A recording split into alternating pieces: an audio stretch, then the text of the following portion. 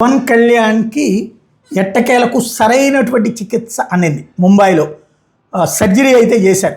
రెండు భుజాలకి ఇబ్బంది అయిందట, ఒకటి కూడా కాదు. రొటేటర్ కప్ గాయాలు ఉన్నాయని తేలింది. కండరాలు పూర్తిగా చిట్లినాయి. దీంతోనే శస్త్రచికిత్స అవసరమని వైద్యులు చెప్పారు.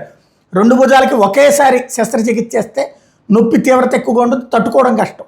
ప్రస్తుతానికి కుడి భుజానికి చేశారు.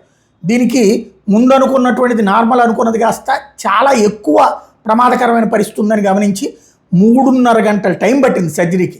2 నెలల వ్యవధిలో మరో సర్జరీ చేస్తారు రెండో చేతికి కూడా. పవన్ త్వరగా కోలుకోవాలని ఇంకోవైపున చంద్రబాబు ఎక్స్లో పోస్ట్ చేసుకొచ్చారు. వాస్తవం గబ్బర్ సింగ్ సినిమా షూటింగ్ సమయంలో పవన్కి దెబ్బలు తగలడం, 2019లో రాయలసీమ జిల్లా పర్యటనలో వారాహి యాత్ర టైంలో కూడా గాయాలైనాయి అన్నటువంటిది ఇప్పుడు పార్టీ వాళ్ళు చెప్తుంది. ఏడాది ఏప్రిల్లో పవన్ ముక్కుకి శస్త్రచికిత్స చేసే సందర్భంలో పలు వైద్య పరీక్షలు చేసినటువంటి సందర్భంలో ఈ రొటేటర్ కప్ గాయాలు ఉన్నట్టు వైద్యులు గుర్తించారు. పవన్కి సర్జరీ విజయవంతమైందంటూ ఈ సందర్భంగా పలువురు ఆయనకు త్వరగా కోలుకోవాలని అభిలషిస్తున్నారు.